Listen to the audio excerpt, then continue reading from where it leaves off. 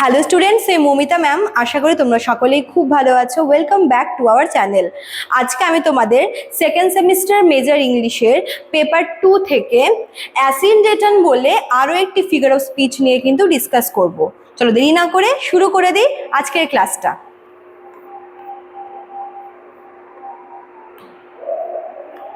আমরা কিন্তু প্রায় বলতে পারো যে একদম আমরা শেষের দিকে চলে এসেছি ফিগার অফ স্পিচগুলোর। এগুলো হচ্ছে তোমার একদমই যা করে লাস্টের দিকের গুলো। তোমাদের আজকে আমি এই অ্যাসিনডেটন যেটা আছে এটাও মোটামুটি তোমরা হয়তো সিমিলারিটি পাবে, যে এরকম টাইপের তোমরা আগেও হচ্ছে পড়েছো, মানে আগের যে রয়েছে ফিগার অফ স্পিচগুলো ওগুলোর সঙ্গে কিন্তু কিছুটা সিমিলারিটিসও পাবে। ঠিক আছে, দেখো ডেফিনেশনটাকে দেখে নিই। Asyndeton is a figure of speech in which conjunctions like and, or, but are deliberately omitted between words, phrases or clauses. মনে করো যে এই যে and, or, but এই যে কনজাংশন গুলো আছে এগুলো হচ্ছে অমিট করে মানে তুলে ফেলা হয়। ঠিক আছে, ওয়ার্ডস এর মধ্যে বা কোনো ফ্রেজ বা সেন্টেন্স বা ক্লজের মধ্যে হচ্ছে এই কনজাংশন গুলোকে তুলে ফেলা হয়। দেখো এক্সপ্লেনেশনে কি বলেছে, in অ্যাসিনডেটন items in a series are listed without using conjunction. This omission makes the sentence faster, more dramatic and gives a strong emphasis to each word or idea. মনে করো যে একটা হচ্ছে সিরিজ রয়েছে সেন্টেন্সের বা ওয়ার্ডসের সিরিজ, সেখানে হচ্ছে কনজাংশন ইউজ করা হচ্ছে না। এর ফলে কি সেন্টেন্স যখন আমরা আর কি রিড করব দেখবো যে খুব ফাস্ট লাগছে, পড়তে গিয়ে খুব ফাস্ট লাগছে। ঠিক আছে, দুটো এক্সাম্পল দেখে নাও।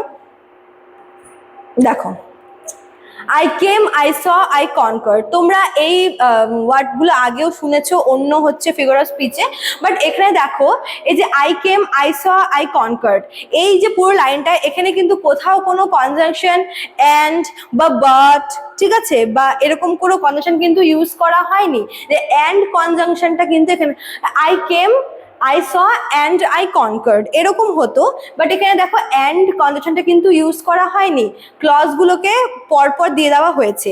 এর ফলে কি যখন আমরা পড়বো মানে অ্যান্ড দিলে কি হতো আমাদেরকে একটু স্টপ করতে হতো অ্যান্ডের জায়গাতে, বাট অ্যান্ড বা কনজাংশন না থাকার জন্য কি হচ্ছে আমাদের পড়াটা কিন্তু খুব ফাস্ট হয়ে যাচ্ছে। I came, I saw, I conquered.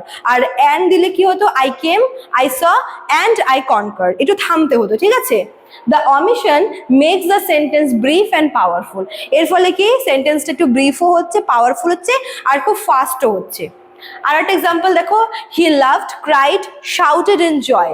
এখানেও কিন্তু অ্যান্ডটা বসতো, he loved, cried and shouted in joy, but এখানে পরপর যেগুলো বসেছে লাভড, ক্রাইড, শাউটেড, এই যে অ্যাকশনসগুলো আছে এগুলো কিন্তু পরপর আর কি লিস্ট ওয়াইজ আছে, কোনো রকমের কোনো কনজাংশন ইউজ না করে। অ্যান্ড কনজাংশনটা ইউজ হতো বাট এখানে হয়নি।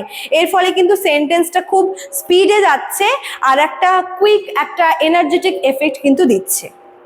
ঠিক আছে, তো এটাই হচ্ছে অ্যাসিনডেটন। দেখো টার্মগুলো একটু টাফ, বাট বিষয়বস্তুগুলো কিন্তু খুবই ইজি। তোমরা প্রত্যেকটা ফিগার অফ স্পিচ খুব ধীরে সুস্থে মন দিয়ে ভালো করে তোমরা পড়বে। ঠিক আছে, চলো, তো এই ছিল তোমাদের আজকের ক্লাসটা। যারা ভাবছো আমাদের কাছে অ্যাডমিশন নেবে তারা আমাদের অফিসিয়াল নাম্বারে কল করে নিও। আমাদের অফিসিয়াল নাম্বার এখানে দেওয়া আছে। তোমরা চাইলেও কিন্তু আমাদের কাছ থেকে নোটস পারচেসও করতে পারো অনলাইনে আমাদের অ্যাপ্লিকেশন থেকে। আমাদের অ্যাপ্লিকেশন দেখো কর্নারে দেওয়া আছে নামটা, তোমরা দেখতেই পাচ্ছ। চলো, তো আজকে এতটুকুই থাকলো, দেখা হচ্ছে নেক্সট ক্লাসে। Thank you.